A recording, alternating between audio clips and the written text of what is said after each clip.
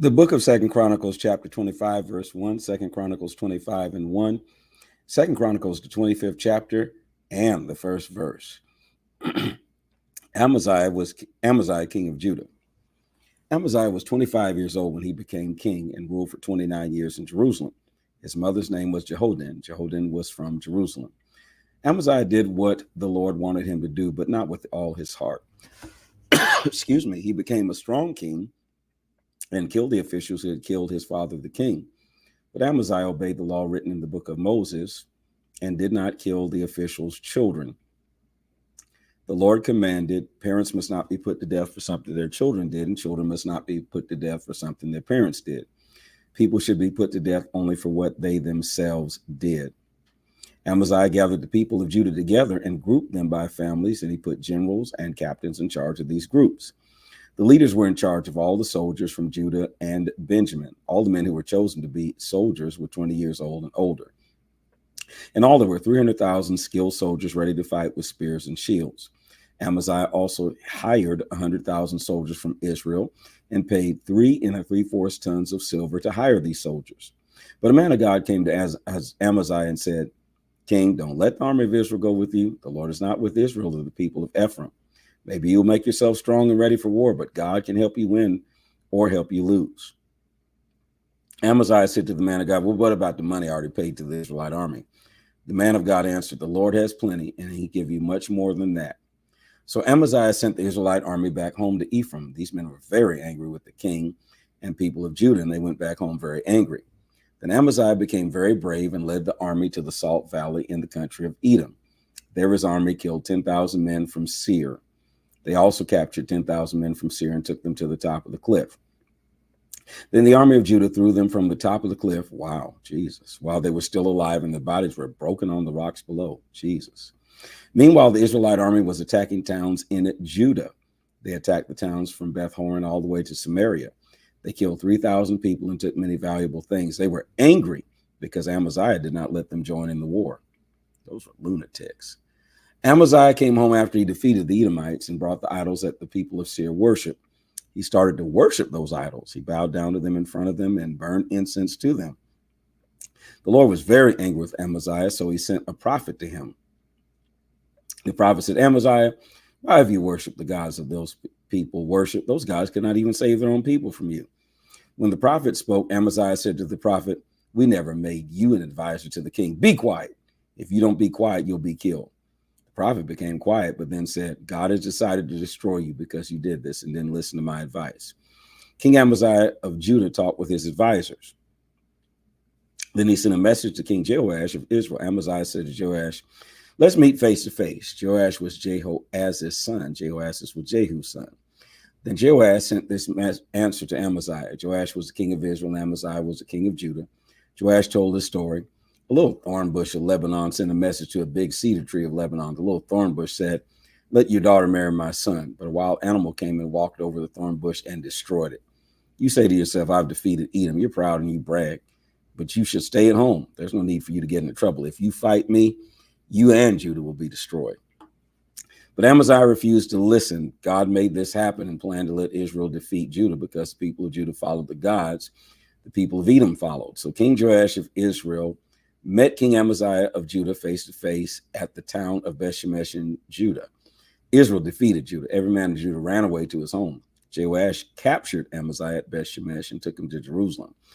Amaziah was the son of Joash, and Joash was the son of Joahaz. Joash tore down the wall of Jerusalem from the Ephraim gate to the corner gate, a section about 600 feet long. And then he took silver and gold and all the other things in God's temple that Obed-Edom was responsible for.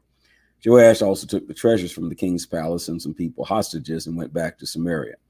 Amaziah lived 15 years after Joash died. Amaziah's father was King Joash of Judah. Everything else Amaziah did from the beginning to the end is written in the book, The History of the Kings of Judah and Israel. When Amaziah stopped obeying the Lord, the people in Jerusalem made plans against Amaziah. He ran away to the town of Lachish, but the people sent men to Lachish, and they killed Amaziah there and carried his body on horses and buried him with his ancestors in the city of Judah. Okay, where's the arrow at to go forward? I don't see it, so I'll put in 26. Here we go. Second Chronicles 26, Uzziah, king of Judah. Then the people of Judah chose Uzziah to be the new king in place of Amaziah. Amaziah was Uzziah's father. Uzziah was 16 years old when he became king. Uzziah rebuilt the town of Elath and gave it back to Judah. He did this after Amaziah died and was buried with his ancestors. Uzziah was 16 years old when he became king. He ruled 52 years in Jerusalem. That's a long time. His mother's name was Jechaliah, and she was from Jerusalem. Uzziah did what the Lord wanted him to do. He obeyed God the same as his father Amaziah had done. Uzziah followed God in the time of Zechariah's life. Zechariah taught Uzziah how to respect and obey God. When Uzziah was obeying the Lord, God gave him success. Uzziah fought a war against the Philistines and tore down the walls around the towns of Gath, Jabneh, and Ashdod. Uzziah built towns near the town of Ashdod and other places among the Philistines. God helped Uzziah fight the Philistines, the Arabs living in the towns of Gurbaal and the Meunites. The Ammonites paid tribute to Uzziah. His name became famous all the way to the border of Egypt. He was famous because he was very powerful. He built towers in Jerusalem at the corner gate, at the valley gate, and at the place where the wall turned and made them strong. He built towers in the desert and dug many wells and had many cattle in the hill country and in the flatlands, and had farmers in the mountains and in the lands where growth was good. He also had men who took care of vineyards. He loved farming. Uzziah had an army of trained soldiers. They were put in groups by Jael, the secretary, and Messiah, the officer. Hananiah was their leader. Jael and Messiah counted the soldiers and put them in the groups. Hananiah was one of the king's officers. There were 2,600 leaders over the soldiers. These family leaders were in charge of an army of 307,500 men who fought with great power. These soldiers helped the king against the enemy. Uzziah gave the army shields, spears, helmets, armor, bows, and stones for the slings. In Jerusalem, Uzziah made machines that were invented by clever men. These machines were put on the towers and corner walls. They shot arrows in large rocks. Uzziah became famous. People knew his name in faraway places. He had much help and became a powerful king. But when Uzziah became strong, his pride caused him to be destroyed. He was not faithful to the Lord his God and went into the Lord's temple to burn incense on the altar for burning incense. Azariah the priest and 80 brave priests who served the Lord followed Uzziah into the temple and told him he was wrong. They said to him, Uzziah, it is not your job to burn incense to the Lord. It is not right. That's for the priests, Aaron's descendants, to do. These are the only ones who have prepared for the holy work of burning incense. You've not been faithful, so you must go out of the most holy place. The Lord God will not honor you for this. But Uzziah was angry. He had a bowl in his hand for burning incense. While Uzziah was very angry with the priest, leprosy broke out on his forehead. This happened in front of the priest in the Lord's temple by the altar for burning incense. Azariah, the leading priest, and all the priests looked at Uzziah. They could see the leprosy on his forehead. The priest quickly forced him out from the temple. Uzziah himself hurried out because the Lord had punished him. So Uzziah the king was a leper. He could not enter the Lord's temple. His son Jotham controlled the king's palace and became governor for the people. Everything else Uzziah did from beginning to end is written by the prophet Isaiah, son of Amos. Uzziah died and was buried near his ancestors in the field near the king's burial places. This was because the people said Uzziah has leprosy, and Uzziah's son Jotham became the new king in his place. Second Chronicles 27, Jotham, king of Judah. Jotham was 25 years old when he became king. He ruled 16 years in Jerusalem. His mother's name was Jerusha. Jerusha was Zadok's daughter. Jotham did what the Lord wanted him to do and obeyed God just as his father Uzziah had done. But Jotham did not enter the Lord's temple to burn incense as his father had, but the people continued doing wrong. Jotham rebuilt the upper gate of the Lord's temple and did much building on the wall at the place named Ophel. He also built towns in the hill country of Judah and built fortresses and towers in the forests. He also fought against the king of the Ammonites and his army and defeated them. So each year for 3 years, the Ammonites gave Jotham 3 3/4 tons of silver, 62,000 bushels of wheat, and 62,000 bushels of barley. Jotham became powerful because he faithfully obeyed the Lord his God. Everything else Jotham did and all his wars are written in the book, The Histories of the Kings of Israel and Judah.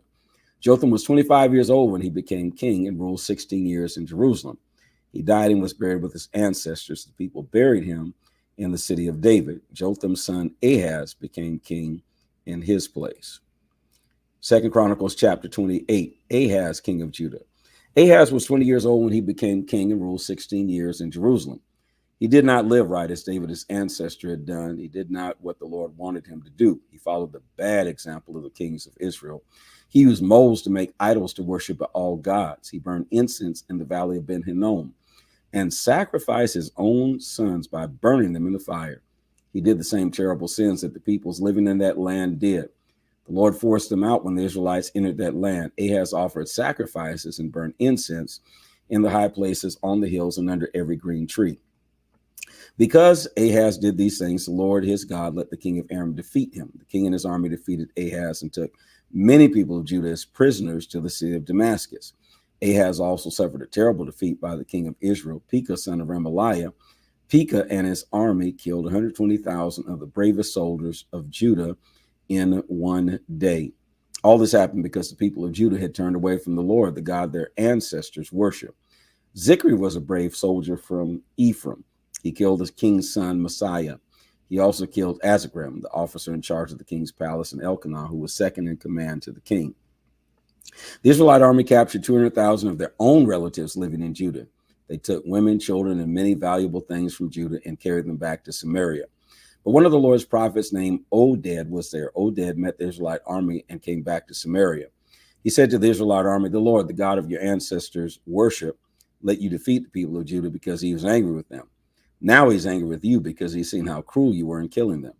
And now you plan to keep the people of Judah and Jerusalem as slaves.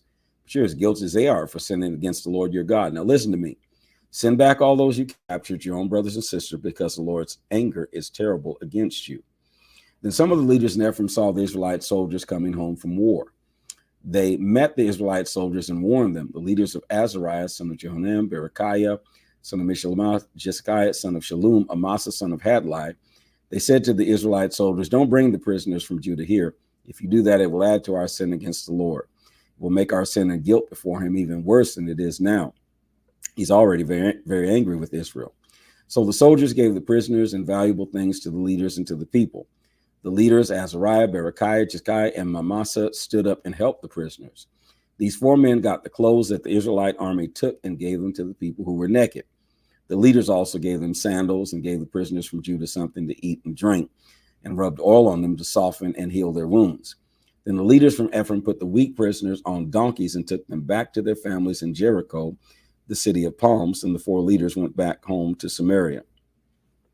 At the same time, the people from Edom came again and defeated the people of Judah. The Edomites captured people and took them away as prisoners. So King Ahaz asked the king of Syria to help him. The Philistines also attacked the towns in the hills and in South Judah. The Philistines captured the towns of Bethshemesh, Ajalon, Gederot, Soko, Timnath, and Gimzo. They also captured the villages near these towns, and the Philistines lived in them. The Lord gave troubles to Judah because King Ahaz of Judah encouraged the people of Judah to sin. He was very unfaithful to the Lord. King Tiglath-Pileser of Assyria came and gave Ahaz trouble instead of helping him. Ahaz took some valuable things from the Lord's temple and from the king's palace and from the prince's house. Ahaz gave them to the king of Assyria, but that didn't help him. In Ahaz's troubles, he sinned worse and became more unfaithful to the Lord. He offered sacrifices to the gods of the people Damascus worship.